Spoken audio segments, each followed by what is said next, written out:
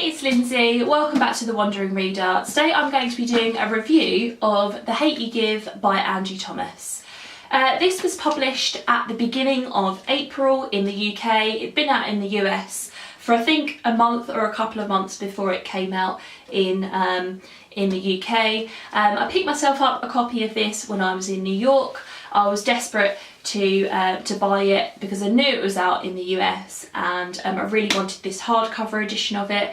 I'm not a massive fan of the UK cover for this, much prefer the US one. So while I was over in New York, it was the perfect opportunity to buy it.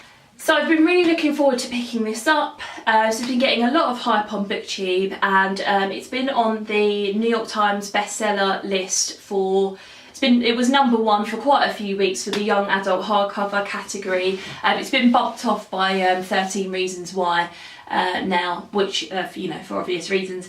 Yeah, just people were saying such fantastic things about it, and I know it's difficult to kind of to not be sucked into that hype.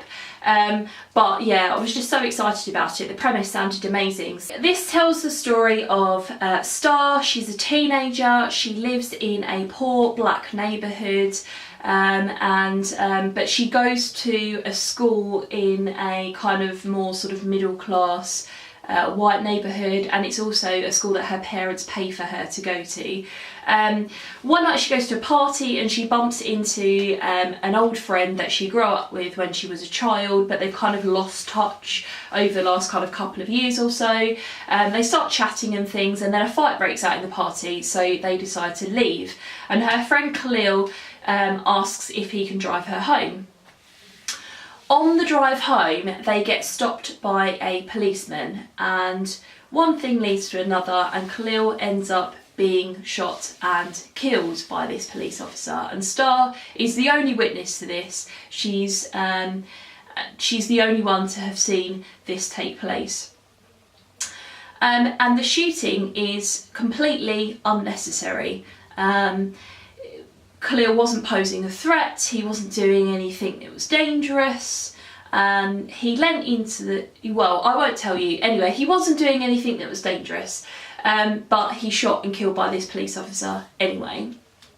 And then the rest of the book is about Star dealing with that, about the Khalil's family and everybody else in the neighbourhood trying to get justice for him. It's about how Star is coping with her two different lives, her life with her family in her neighbourhood, and then life at school with her friends who are very different from those who live around her, about balancing those two lives. But it's also about Star finding her voice, and it talks a lot about speaking up for yourself, speaking up for other people, and not being afraid to challenge people when they say things that are derogatory or that kind of exacerbate stereotypes. Trying not to be scared of saying something. I think that rang true so much for me. This idea that sometimes we're afraid of challenging people on their views, either because we don't know them very well and we think that it might cause some sort of an argument, or because we do know them very well and therefore we don't want to hurt that person's feelings by saying something to challenge them. But we all have a voice, and we should all be using our voices for good, to change what we're not happy with in the world, to change people's kind of like sheltered, naive, and often not even sheltered and naive, but their kind of wrong attitudes to things. I hope that makes some sort of sense. And I found that really striking. And there's a quote in here that I was particularly taken aback by, which I'll share with you now. The quote is, I took a picture of it on my phone. It says, "That's the problem. We let people say stuff, and they say it so much that it becomes okay to them and normal for us. What's the point of having a voice if you're going to be silent in those moments you shouldn't be?" And I just found that so poignant. I just found it so powerful. And I think that's one of the things that Angie Thomas is trying to say in here. You know, use your voice, speak up for yourself and for others, challenge others on their opinions. You know, it doesn't mean you need to have an argument with someone, but you know, these things should be talked about, they should be brought into the light, they should be being challenged and changed. Yeah, and I found that really, really powerful. I watched a couple of interviews with Angie Thomas on Epic Reads, and she talked about her inspiration behind this book, and the title is kind of short for a Thug Life, which is a tattoo that Tupac had, I think, on his stomach, and and it stands for "The hate you give little infants F's everything." I don't like swearing on my channel, but yeah, and she said that she'd always been inspired by Tupac's music, and kind of by the messages in his music, and she calls him an activist, and she says that part of what she wanted to do with writing this book is be an activist through her writing.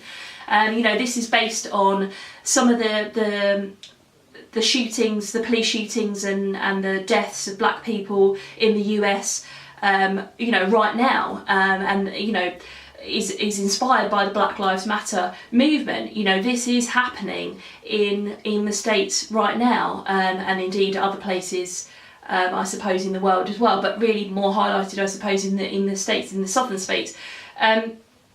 And she talks about the fact that she wanted to give people who were going through that kind of thing a voice, and to kind of highlight it to the world and things like that. And I think that's exactly what it did.